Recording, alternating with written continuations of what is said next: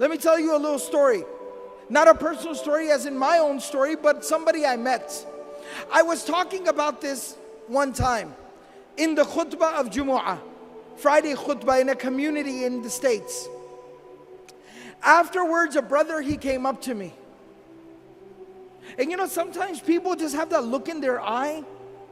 They have that look in their eyes like they have a story to tell. He had that look. And he walked up to me and he said, brother, what you just talked about really personally hit home for me.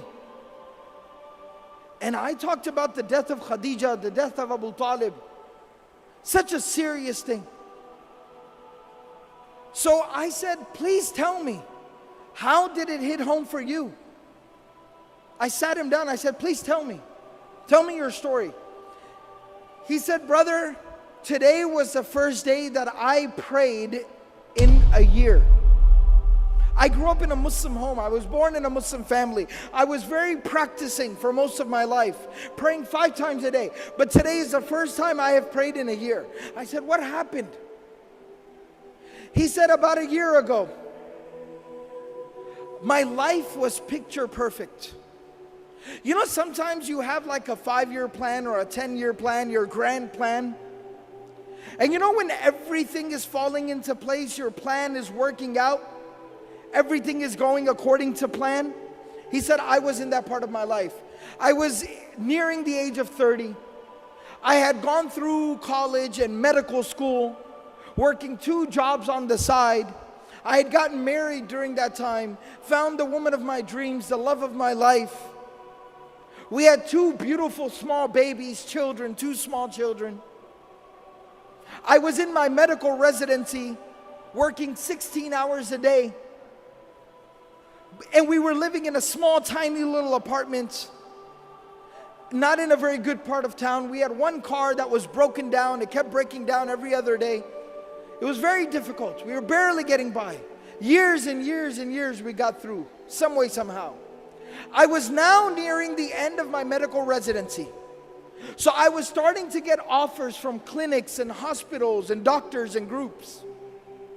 Very lucrative offers, 6 figures.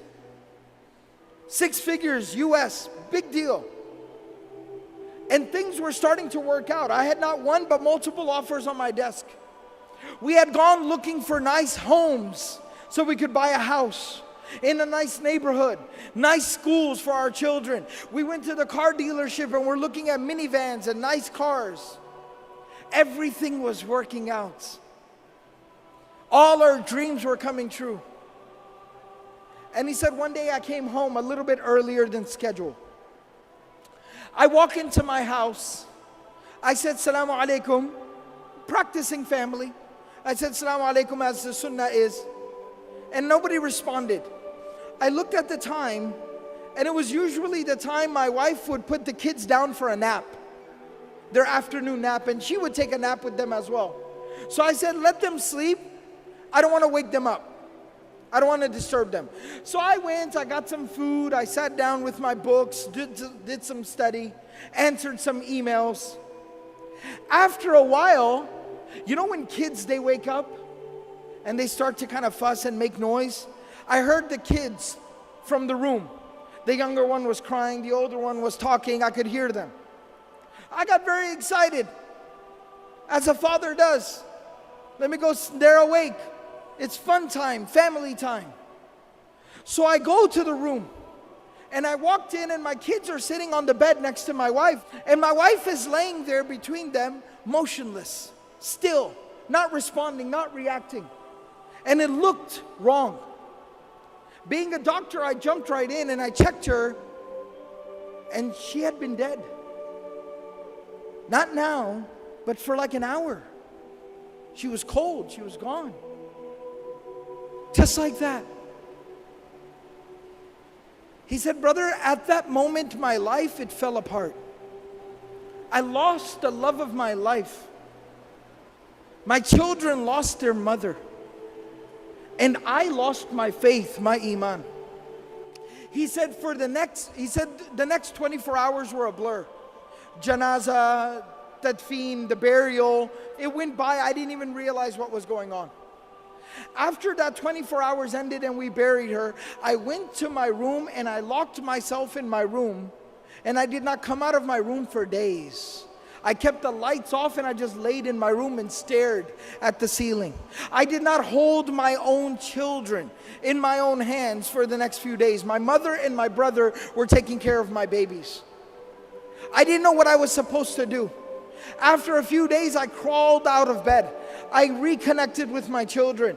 I tried to get back to work, figure out how am I supposed to work and take care of my kids. My mother and my brother, they helped me so much. Slowly but surely, over the weeks and the months, I put my life back together again. I got back to work. I figured out the schedule for the children. And I started figuring things out, but there was one thing that was still missing. One thing I could not figure out. One thing I could not solve. My Imaan was gone. My faith had been broken. I stopped praying. I no longer had faith. I was struggling. And he said, my brother, who wasn't just somebody who just showed up and just told me what to do. You know, some people, when they give advice, they're never there for you. They never help you. They don't support you. They just show up and tell you what to do. My brother was not like that. He looked after my kids. He stayed awake with my babies when I had to go to the hospital for a call. He's somebody who took care of me and my kids. I respect him. I love him. And he's very pious, very righteous. He prays. He kept telling me every single day, brother, come on, you need to pray. Brother, come on, you need to pray. But I kept resisting and refusing. He said, this morning, today, he showed up at my house and he said, I am not taking no for an answer. Mother will watch the children. You are coming to the masjid with me. You will come to Jumu'ah. You will put your face on the ground before Allah subhanahu wa ta'ala and you will pray. You will make sujood. You will say Allahu Akbar, and that hole in your heart will be filled. And he said, and I came to the Jumu'ah, the Friday prayer, I heard the khutbah and you were telling the story of the Prophet ﷺ, how he lost the mother of his children, how he lost the love of his life. And I found the answer to my question. It made sense to me again. Think about this. After going through so much tragedy, how does somebody continue?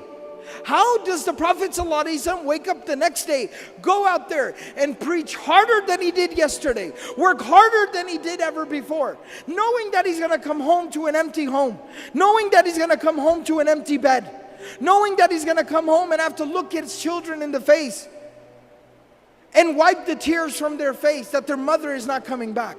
How did he persevere? How did he continue? It was at that moment that Allah subhanahu wa ta'ala provided him a solution.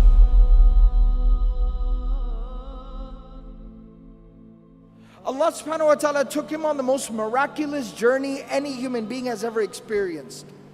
It is called the journey of Al-Isra wal-Mi'raj, the journey by night to Jerusalem, and then the ascension above the heavens. The journey by night to Al-Aqsa, and then the ascension above the heavens. And there he got closer to Allah subhanahu wa ta'ala than any creation of Allah has ever gotten. Even Jibreel alayhi salam stopped at Sidratul Muntaha and he said that you are to go forward from here. And there Allah subhanahu wa ta'ala gave the Prophet sallallahu alayhi wasallam a gift. And that gift was the 5 times daily prayer. And Allah subhanahu wa ta'ala told the Prophet sallallahu alayhi wasallam, difficulties will come. Adversity will knock your door. Tragedies will befall you. But every single time you fall, stand back up and say Allahu Akbar. Every single time you deal with a difficulty, say Allahu Akbar. Salah will heal your wounds. It'll solve your problems. It'll ease your difficulties.